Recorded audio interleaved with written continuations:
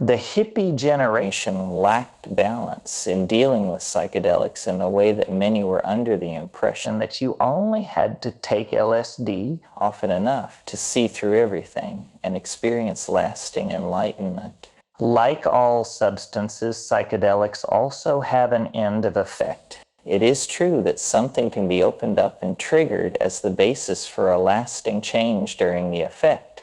However, temporary mystical experiences through psychedelics do not consolidate one as a master of mysticism. What is more decisive is the daily, sober willingness to expose one's own shadow. Only those who have strong roots in the depths can maintain a high altitude. Today's trend of psychedelic consumption tends in the opposite direction to the previous generation. While the latter relied heavily on psychedelics in their exploration of inner spaces, today's psychedelic interest sometimes remains superficial and without a longing for a dive into unimagined depths. In such cases, ingestion is not motivated by the desire to experience unknown dimensions, incomprehensible states of consciousness, and temporary transcendence. Instead, the psychedelic is intended to serve a predetermined purpose, correspond to certain ideas of desired change, and be a tool for self-optimization or performance enhancement. It is okay to use psychedelic substances as a tool for a desired goal. Who should tell us what is right and what is wrong when dealing with them? However, if we want to exploit the potential of these magical molecules, our use of them cannot be reduced to optimizing mechanics. Otherwise, the line between rational use of an instrument and ignorant use becomes thin. A balanced approach to psychedelics involves trusting the substance or the space it opens up. It is the trust that the quality of consciousness it initiates is wiser than the limited state of the everyday ego.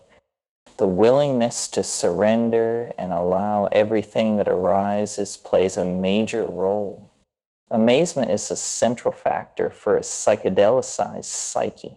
Furthermore, mystical experiences can occur in which even wonder is surpassed by sacred self-awareness independent of space and time. In contrast, we are now seeing a trend towards microdosing, which consumers sometimes only want to use to optimize their workflow.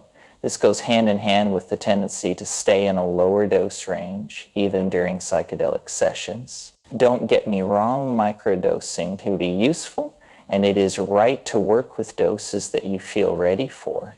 However, if you stop at 100 microgram LSD, you are missing out on the full potential of the substance. It is simply a different attitude whether one takes psychedelics in order to experience ego transcendence in a surrender to the universe, or whether the ego determines in advance what should happen during the effect. Psychedelics can only show us unknown areas of our shadow in a transformative way if we engage with them and open ourselves to the corresponding transformation. Before we determine what we want to change with psychedelics, we should be open to the fact that we are not even aware of some aspects of ourselves.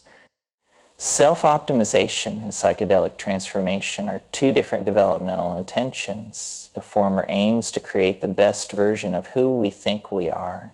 This way there is a self-image that is being worked towards. There is nothing categorically wrong with wanting to optimize something. But the potential of psychedelics goes beyond that. Psychedelic transformation stems from the realization that common self-images are based on inadequate ideas set up by education and societal standards. It sets out for unknown shores in order to overcome distorted self-images and open up new realities. Its goal is not to control certain manifestations, but to achieve a relaxed attitude by eliminating divisive illusions. Ideally, a bonus is the realization of the eternal perfection of the true self.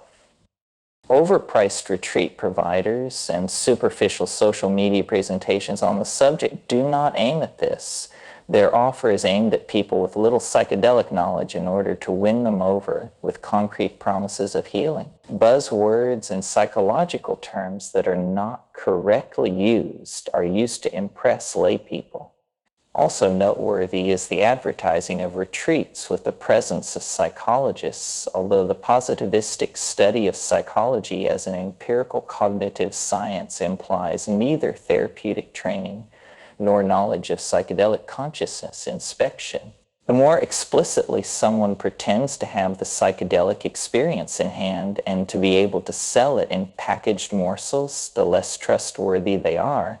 Of course, an optimal context can lay a crucial foundation for a good experience. However, the actual work is done by the substance in combination with the psychedelicized individual, while the companion peacefully holds the space.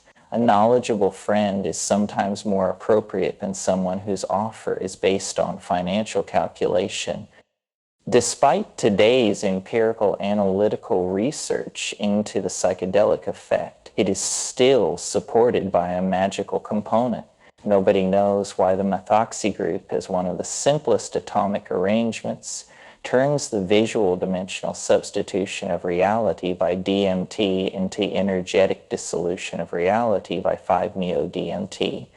No one can explain why the supposed boundary between mind and body becomes so blurred with psychedelics that sometimes a few micrograms trigger existential experiences. Professional knowledge in the field of psychedelics does not mean that one has completely understood the subject like an engineer understands a machine, nor that one can predict which deep psychic contents will emerge or be released during the individual effects and remain released after the usual afterglow. Superficial consumption goes hand in hand with capitalizing on the many promises. The full potential of psychedelics lies beyond this. Those who have worked fruitfully with psychedelics should have developed more curiosity for the wonder of life and have more than self-interest in mind in their orientation to the world. The psychedelic experience is a gift from the great spirit of nature to human beings. If we encounter it with wisdom and reason as well as devotion, it can accompany us to unimagined heights and depths, even to the very ground of being. It does not deserve to be relegated to performance-oriented mechanics as a capitalist product.